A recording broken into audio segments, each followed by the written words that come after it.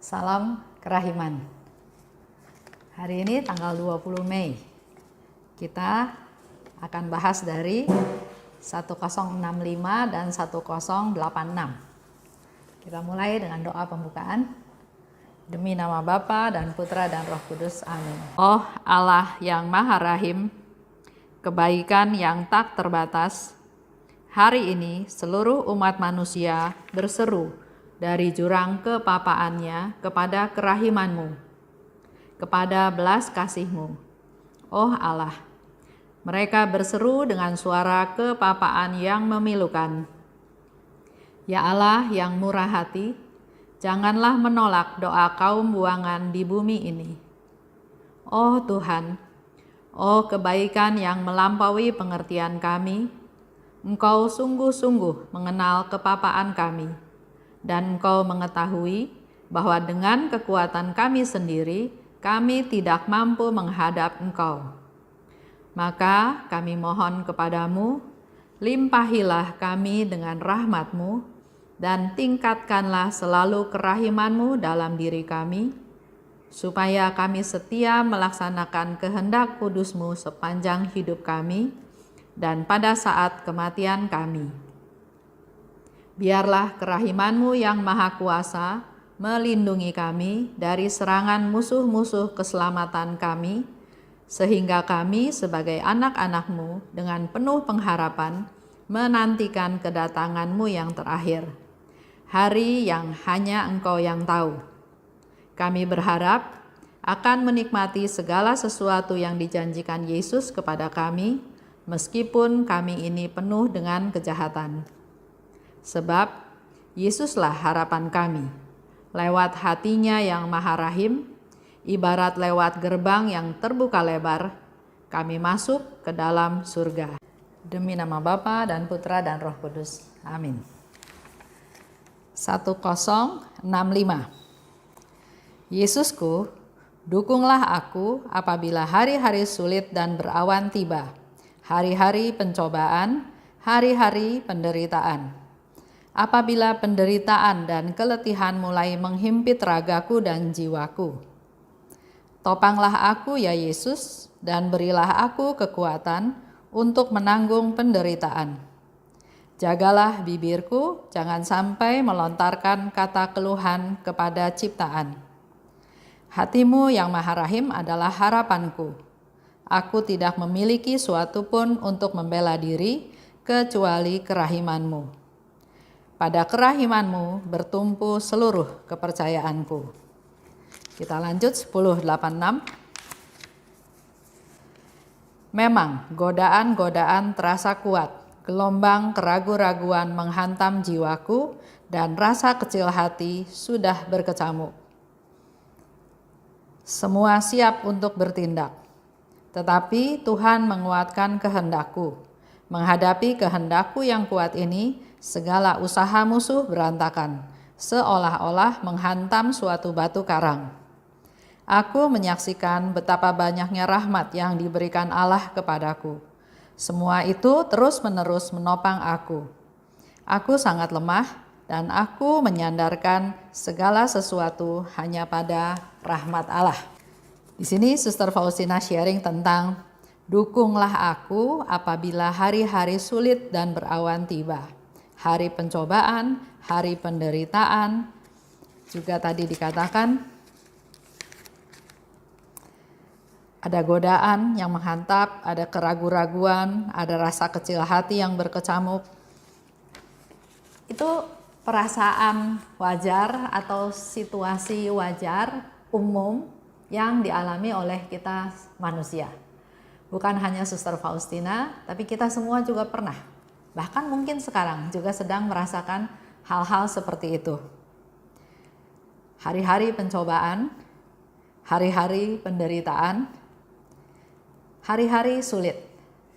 Satu hal yang Suster Faustina lakukan di sini adalah topanglah aku ya Yesus.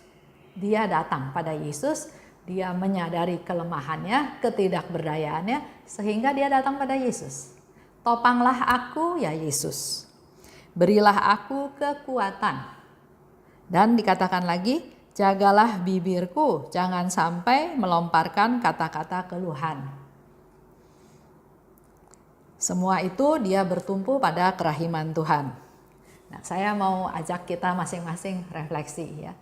Jadi sekali lagi, diary ini hari-hari kita bahas itu hanya sesuatu pencerahan, pancingan supaya kita menggali. Orang yang menggali lebih dalam, menggali lebih lama, pasti dapatnya lebih banyak. Saya mau sharing satu hal. Ada suami istri, sudah menikah, sudah cukup lama, sudah punya anak, sudah punya mantu, sudah punya cucu. Kehidupannya harmonis seperti biasa saja, sampai suatu hari si istri dikasih tahu sama temannya bahwa suaminya itu selingkuh. Istri nggak percaya, nggak mungkin. Suami saya baik, bla bla bla bla. Tapi karena yang kasih tahu banyak dan makin hari makin curiga, akhirnya dia tanya sama suaminya. Ya mula-mula pasti nggak ngaku. Tapi karena udah banyak bukti, akhirnya dia ngaku. Akhirnya dia ngaku bahwa dia salah. Nah, sekarang apa yang mau dilakukan? Atau bagaimana reaksi si istri? Marah, kecewa karena suaminya tidak setia, karena suaminya menghabiskan harta dan banyak lagi. Di satu pihak banyak orang simpati sama dia, kasihan sama dia, sehingga nasihatnya juga macam-macam. Ada yang bilang ceraiin aja. Ada yang bilang jangan kasih suaminya pergi-pergi lagi, di rumah aja. Jangan kasih uang. Banyak hal yang diusulkan seolah-olah menjaga supaya jangan terjadi lagi, tapi itu usulan satu hal. Tapi usulan yang lain, dia nggak merasa damai dengan memperlakukan suaminya seperti itu. Dia berdoa, dia ke sakramen Maha Kudus, dia adorasi, dia terus ikut misa, terus mencari kekuatan dari Tuhan. Dia datang kepada Tuhan, tapi tetap apa yang dilakukan enggak membawa damai. Akhirnya dia tanya, ngobrol sama saya. Pertanyaan saya sebetulnya sederhana. Selalu yang saya tanya adalah, kamu niatnya bersatu kembali atau udahan? Karena dua hal ini pasti treatmentnya beda-beda. Dia bilang, saya sih nggak mau cerai. Tapi saudara saya, teman saya, orang tua saya semua menganjurkan untuk berpisah saja. Saya bilang, oke, dua-duanya kasih nasihat tujuannya baik, ya dalam tanda kutip. Dia juga orang lain kasih nasihat ke kamu tujuannya supaya kamu jangan sedih, jangan merasa kecewa, jangan merasa diabaikan, jangan merasa terhina dan seterusnya. Tapi kalau poinnya adalah mau bersatu kembali, lupakan. Nasihat-nasihat orang itu harus lupakan. Kalau mau ikutin saya katakan, perlakukan suami kamu seperti orang sakit yang butuh perhatian, yang butuh dilayani, yang butuh didampingi, disupport. Nggak bisa. Ya kalau nggak bisa, saya juga nggak bisa kasih nasihat. Marah dia, pergi. Karena mungkin dari sekian banyak, saya yang nggak dukung dia. Tapi karena dia ngikutin nasihat yang lain nggak merasa damai, setelah sekian bulan dia kembali ke saya. Dia bilang, saya mau coba ikutin apa yang Esther ngomong. Oke, saya bilang pertama, treatment dia sebagai orang yang sakit. Artinya perlu perhatian lebih, perlu pelayanan lebih, perlu kasih yang lebih. Nggak bisa, dia menyakiti saya. Ya, ini proses. Kita kalau dengan pikiran kita sendiri, kemampuan kita sendiri pasti nggak bisa.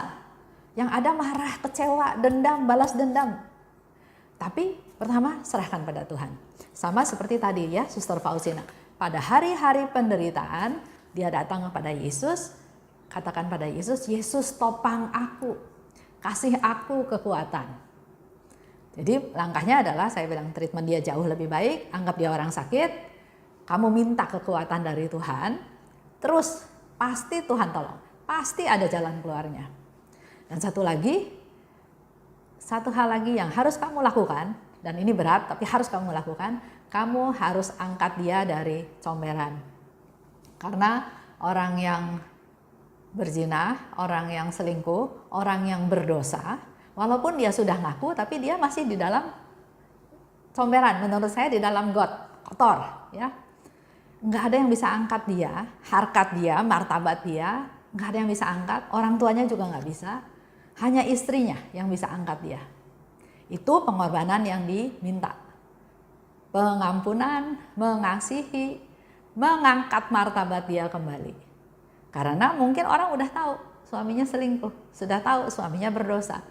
Tapi satu-satunya orang yang bisa ngangkat dia kembali hanya istrinya. Itu yang harus dijalanin. Bergumul dia, nggak bisa, nangis, tapi hebatnya dia mau keluarganya utuh. Dia mengandalkan Tuhan, dia berdoa sama Tuhan, dia mohon Tuhan kasih rahmat, sukacita, pengampunan supaya betul-betul melihat si suami ini bukannya benci tapi kasihan. Kasihan orang ini berdosa. Sampai suatu hari dia diproses sedemikian rupa sampai akhirnya dia bisa gandeng lagi suaminya. Pergi kemanapun. Sekarang siapa berani hina suami tersebut kalau istrinya aja terima dia kembali. Akhir cerita, suami istri ini rukun kembali, keluarganya rukun kembali, keluarganya diberkati. Dan banyak hal yang dialami sebagai suatu rasa syukur kepada Tuhan. Di dalam proses itu, ternyata ibu ini mohon rahmat dari Tuhan. Dan Tuhan kasih rahmat kesabaran. Rahmat untuk bisa melayani. Kalau orang itu baik pada saya gampang melayani dia. Tapi orang itu menyakiti hati saya dan Tuhan memproses dia bagaimana dia bisa melayani dengan tulus. Mengampuni. Itu juga rahmat yang dia dapat dan juga mengasihi. Saya tahu suami saya lemah, saya tahu dia berdosa, dia bersalah. Oleh sebab itu saya harus punya kasih yang lebih besar yang bisa mengalahkan kedosaan dia. Yang dia lakukan adalah memberikan kasih, memberikan pengampunan, memberikan kesabaran. Jadi rahmat yang diterima oleh dia dari Tuhan, dia pakai untuk membereskan masalah ini. Itu sedikit sharing, di mana kalau kita berhadapan dengan hari-hari pencobaan, yang harus kita lakukan bukan melihat masalahnya aja, tapi pertama-tama seperti Faustina lakukan, datang pada Yesus, minta Yesus topang aku dan berilah aku kekuatan. Dan juga minta Tuhan jaga mulut saya, jangan sampai saya mengeluh atau mengumpat atau malah balas dendam. Tadi dilanjutkan dengan bacaan yang berikut. Memang godaan itu terasa kuat. Godaan untuk marah, godaan untuk cerai, godaan untuk menghukum, ya. Gelombang keraguan-raguan menghantam hatiku. Sudah berkecamuk, tapi Tuhan menguatkan kehendakku. Jadi kita tetap harus punya kehendak. Kehendak berbuat baik, kehendak mengampuni, kehendak membawa belas kasih, kehendak yang baik. Dan dikatakan di sini, kekuatan Tuhan menguatkan kehendakku. Menghadapi kehendak yang kuat ini, segala usaha musuh berantakan. Aku menyaksikan betapa banyaknya rahmat yang diberikan Allah kepadaku, dan semua itu terus-menerus menopang aku. Jadi positifnya di sini, dengan kita menghadapi suatu cobaan, suatu penderitaan, suatu masalah, Tuhan nggak tinggal diam. Tuhan melimpahkan rahmat yang kita butuhkan. Dan rahmat itu selalu menguatkan kita. Seperti yang beberapa hari lalu ya, Tuhan memberikan rahmat itu punya tujuan supaya kita kuat dalam menghadapi persoalan-persoalan yang ada. Dan juga membuat kita menjadi tenang. Itu hari ini pembahasannya. Kita hening, silahkan Bapak Ibu merefleksi tulisan ini ke dalam hidup masing-masing. Karena pasti hasil galiannya itu pasti beda. Sesuai dengan taraf iman, sesuai dengan pengalaman, sesuai dengan seberapa besar kita terbuka untuk mendengarkan firman Tuhan. Kita tutup dengan doa. Demi nama Bapa dan Putra dan Roh Kudus. Amin. Allah Bapa yang Maha Baik, terima kasih Bapa karena Engkau sudah mengingatkan kami lebih dahulu bila hari-hari pencobaan, hari-hari penderitaan, hari-hari godaan datang, kami sudah diberitahu bagaimana cara mengatasinya. Seperti yang Suster Faustina lakukan, dia datang pada Yesus, minta Yesus menopang hidupnya. Minta juga urapan dari Tuhan supaya mulutnya tidak melakukan atau mengomel atau komplain atau membuat hal-hal yang tidak menyenangkan Engkau. Urapi kami semua Tuhan, kami tahu rahmat-Mu tidak terbatas, oleh sebab itu berilah kami kekuatan agar kami tetap dapat punya kehendak yang baik, diberi kekuatan baik sehingga kehendak kami untuk berbuat baik, untuk berbelas kasih, untuk mengasihi lebih besar daripada godaan-godaan yang mengganggu kami. Terima kasih Tuhan. Dalam nama Putra-Mu kami berdoa dan bersyukur. Amin. Demi nama Bapa dan Putra dan Roh Kudus. Amin. Salam kerahiman.